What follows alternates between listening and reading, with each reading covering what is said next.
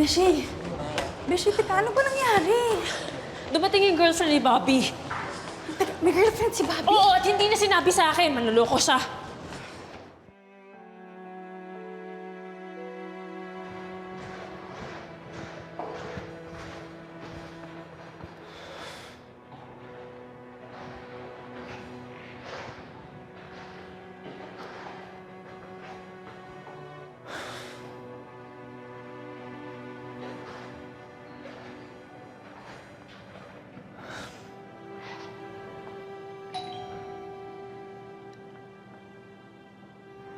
Aileen? Aileen, buksan mo naman yung pinto, oh. Please, magpapaliwanag ako. Aileen.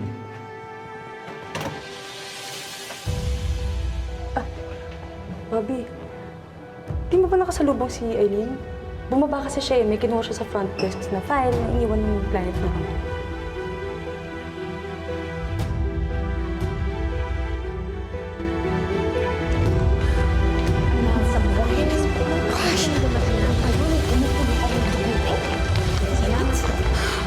Meron pa po pang iba? Ito lang po.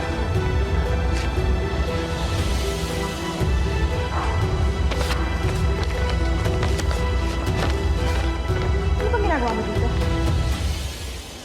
Kung akala mo na maaagong pa sa akin si Bobby, yung boyfriend ko, pues, nagkakamali ka. Wala akong inaagaw sa'yo. Kung gusto mo, isaksak mo sa baga mo yung boyfriend mo. My God. Such language.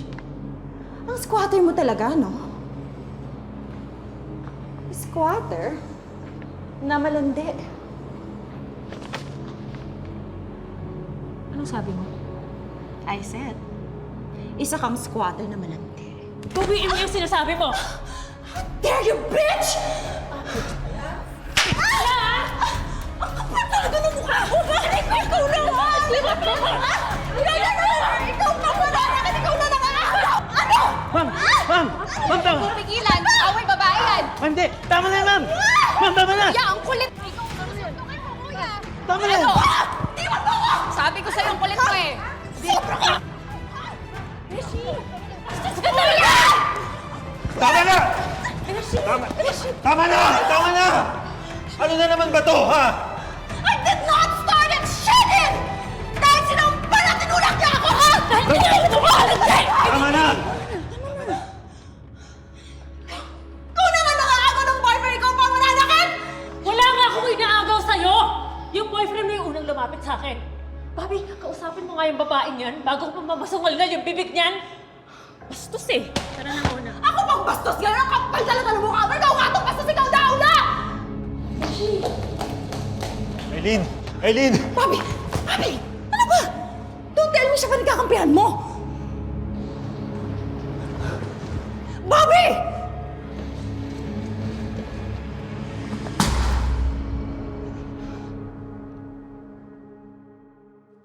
Beshi, di mo naman sinabi sa akin may plano ko pala manggera. Sana man lang napaganda ako itong mga kamay ko. Aileen! Tagal-tagal ko naman ng kaaway. Aileen, wait. Please, let me explain. Aileen! Please. Ano?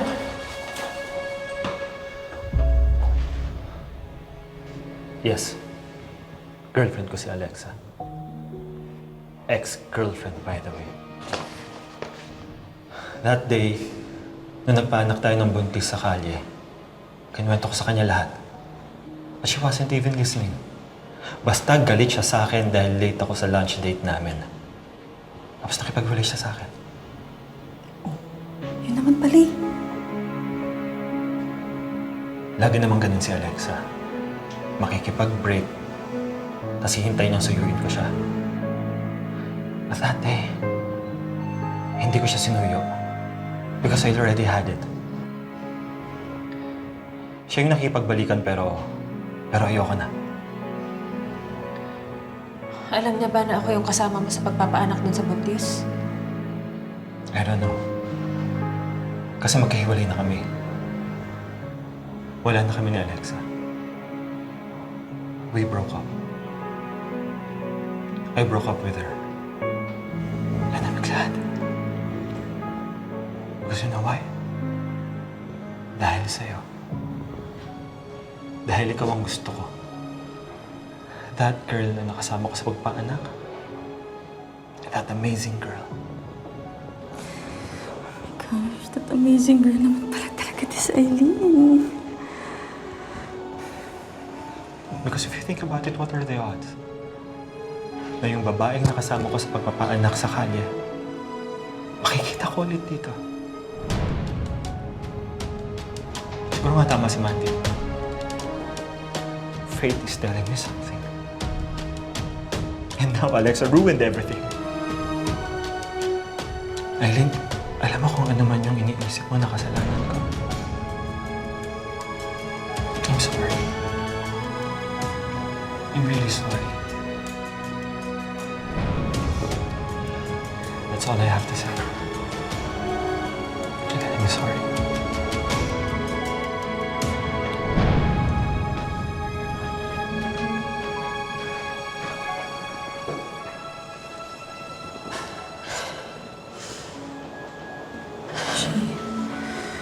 Beshi, ramdam na ramdam ko yung pagmamahal ng Bobby na yun sa'yo.